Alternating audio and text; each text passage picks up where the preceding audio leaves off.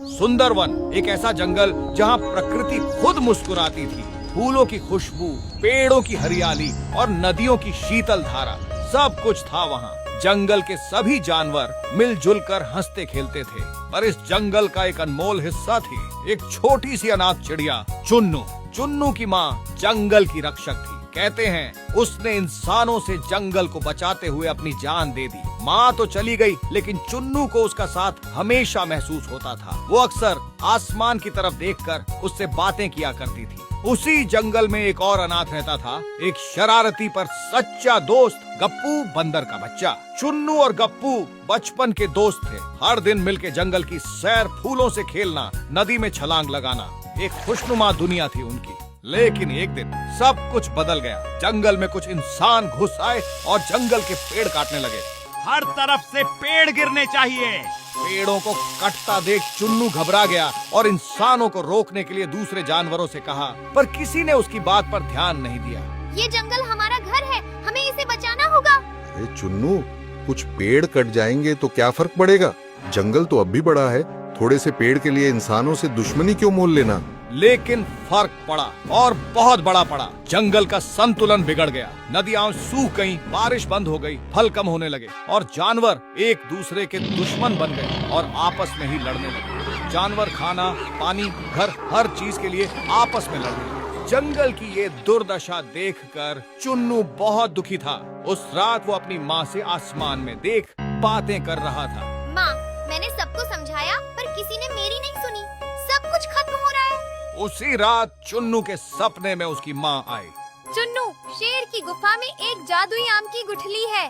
अगर तुम उसे धरती में लगाओगे तो सब कुछ ठीक हो सकता है। अगली सुबह चुन्नू ने सबको बताया, पर सबने उसका मजाक उड़ा दिया। हा हा, क्या चुन्नू जादुई गुठली? तुम सपने में रहना छोड़ दो। किसी ने चुन्नू की बात का भरोसा नहीं किया, सिवाय गप्पू के। चुन्नू, मैं तुम पे विश्वास करता हूँ। चलते हैं। हम दोनों मिलकर जंगल को बचाएंगे। दोनों चले शेर की गुफा की तरफ। शेर से टक्कर लेना मतलब मौत को बुलाना। पर गप्पू ने योजना बनाई। मैं शेर सिंह का ध्यान भटकाता हूँ, तब तक तुम गुठली ले आना। चुन्नू को ये योजना पसंद आई और फिर गप्पू ने अपना काम शुरू किया और गुफा के बाहर जाकर जोर जोर से चिल्लाने लगा, शेर सिंह, बाहर आ। तेरा सामना करने आया हूँ। तुम्हें हरा कर तुम्हारे गुफा में कब्जा करने आया हूँ।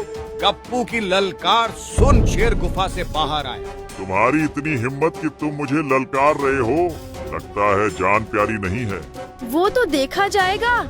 हिम्मत है तो मुझसे लड़ो। जो जीता आज से ये गुफा उसका। शेर सिंह गप्पू की बातों से गुस्सा हो गया और उस पर हमला करने के लिए उसकी तरफ बढ़ा। तभी चुन्नू, जो पेड़ पर इसी पल का इंतजार कर रहा था, वो चुपके से गुफा में घुस गया। चुन्नू ने अंदर जाकर इधर उधर खोजा और गुफा की छत पर उसे कुछ चमकता हुआ दिखाई दिया। वो उसके पास गया तो देखा कि वो एक आम की गुठली थी। मतलब माँ सच में मेरे सपने में आई थी। ये जादुई गुठली सच में है। इधर गप्पू शेर सिंह को अपनी ओर आते देख पेड़ में चढ़ गया और पीछे चुन्नू जादुई गुठली लेकर बाहर आ गया और दोनों वहाँ से भाग गए। शेर सिंह, आज रहने दो, मैं बाद में आऊँगा। तब तक गुफा तुम्हारी। हा हा हा। दोनों वहाँ से भाग गए और जंगल के खाली हिस्से में दोनों ने जमीन खोदी और गुठली को लगाया और तुरंत वहाँ एक पेड़ उग आया जिसमें ढेर सारे आम लग गए। कुछ आम जमीन पर गिरे और उनसे और पेड़ उगने लगे। जंगल बच सकता है। जंगल के जानवरों ने नए पेड़ देख खुश हो गए। उन्हें पेड़ों की अहमियत समझ में आ गई थी। सबको लगने लगा कि अब जंगल में सब ठीक हो जाएगा। सभी खुश थे और पेड़ के गिरे हुए आम जमीन में लगाने लगे, जिससे ज्यादा पेड़ जंगल में उग सके। लेकिन एक दिन गाड़ियों की आवाज वापस आई। इंसान लौट आए। ये पेड़, ये हमारी नजरों से कैसे बच गए? चलो काट लो इन्हें भी। रुको, मैं तुम्हें ये पेड़ नहीं काटने दूंगा। सामने से हट जा चिड़िया, वरना अंजाम अच्छा नहीं होगा। पहले भी एक बार एक चिड़िया ने मुझे रोकने की कोशिश की थी, पर बेचारी को जान से हाथ धोना पड़ा। कहीं तुम्हारे साथ भी ऐसा ही ना हो। ये सुन चुन्नू समझ गया कि उसकी माँ को इन्हीं इंसानों ने मारा था। वो गुस्से से लाल हो गया। मतलब तुमने ही मेरी माँ को मारा? मैं तुम्हें नहीं छोड़ूंगा। चुन्नू ने उड़ते हुए इंसानों पर हमला बोल दिया। गप्पू भी उसका साथ देने लगा। इंसान चुन्नू को पकड़ना चाहते तो चुन्नू उड़ जाता और इंसान आपस में ही टकरा जाते। गप्पू पेड़ से उछल उछल के उन पर वार करने लगा। उनका मालिक ये देख गुस्सा हो गया और एक जाल लेकर चुन्नू और गप्पू के ऊपर फेंका। में दोनों कैद हो गए। अब कोई नहीं बचा सकता तुम दोनों को। काट दो सब पेड़। इंसान पेड़ को काटने के लिए आगे बढ़ने लगे। उधर जंगल के कुछ जानवर छुप के ये सब देख रहे थे। चुन्नू और गप्पू को कैद और इंसानों को पेड़ की तरफ बढ़ते देख भेड़िए ने कहा, अब भी नहीं जागे तो सब खत्म हो जाएगा। एक छोटी सी चिड़िया और बंदर हमारे लिए लड़ रहे हैं और हम चुप हैं। हम एक बार फिर से अपना जंगल नहीं खो सकते। इंसानों को भगाना होगा, चुन्नू को बचाना होगा। जंगल के जानवर इस बार एक हो गए थे।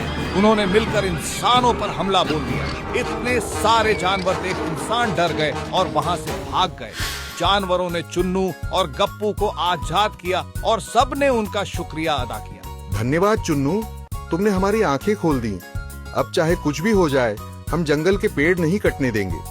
कुछ ही सालों में जंगल वापस हरा भरा हो गया। नदियाँ फिर से बहने लगी, फल लगने लगे और जंगल में एक बार फिर से खुशी छा गई। माँ, हमने जंगल बचा लिया।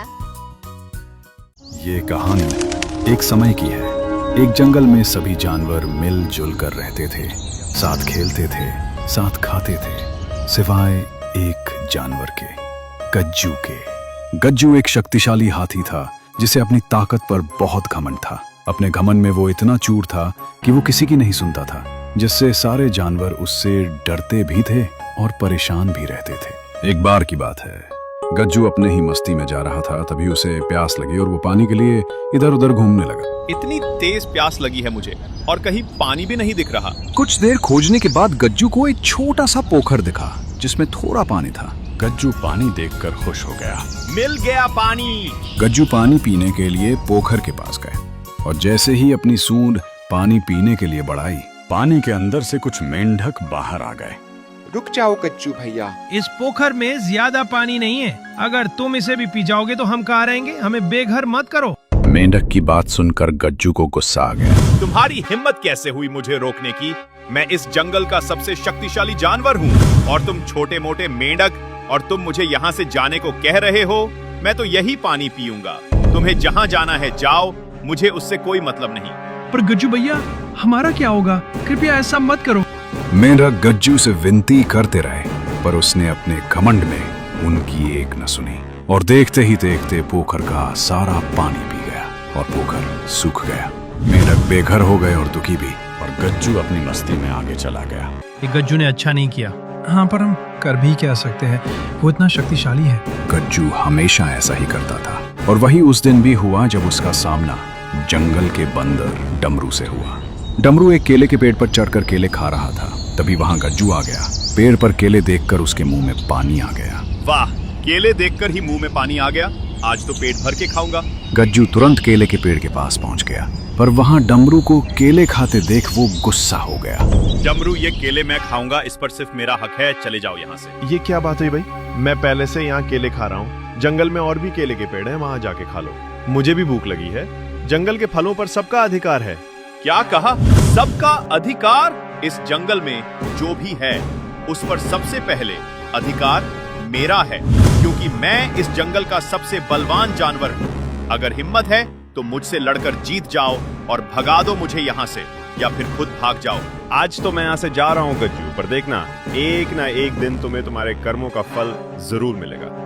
जब मिलेगा तब देख लूंगा, अभी तो मुझे ये फल खाना है। बेचारा डमरू वहाँ से चुपचाप भूखे पेट चला गया, पर गज्जू को हमेशा की तरह इससे कोई फर्क नहीं पड़ा। इसी तरह समय बीतता गया। गज्जू का दिन ब दिन जंगल के जानवरों को परेशान करना बढ़ता ही गया।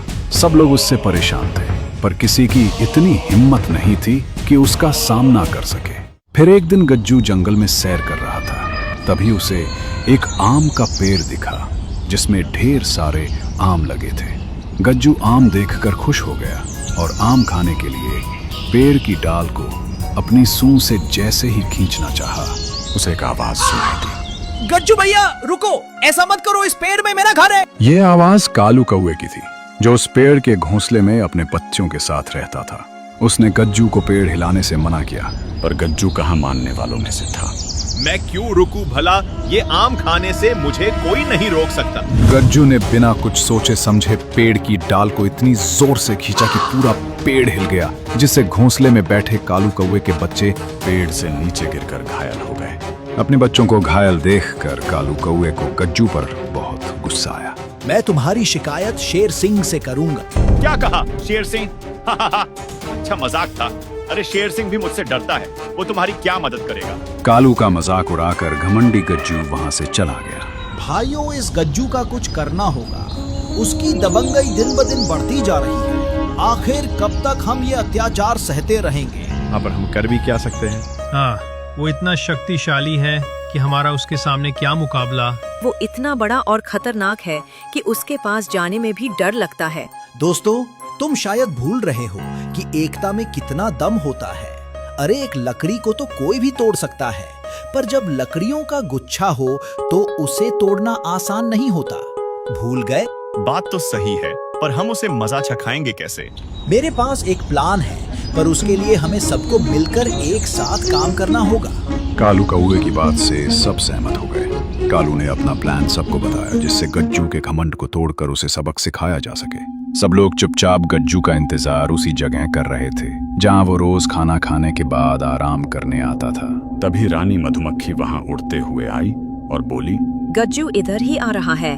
ठीक है रानी मधुमक्खी, जैसे ही गज्जू आराम करने के लिए लेटे, तुम लोग अपना काम शुरू कर देना। ठीक है दोस्तों, चलो तैयार हो जाओ। प्लान के मुताबिक रानी मधुमक्खी ने अपने कुछ दोस्त मधुमक्खियों को वहां बुला लिया और पेड़ पर बैठकर गज्जू का इंतजार करने लगी। रोज की तरह गज्जू उसी पेड़ के नीचे आराम करने आया, वहीं लेट गया। उसके लेटते ही मधुमक्खियां उसके कान के पास जाकर गुनगुनाने लगी और मधुर संगीत निकालने लगी।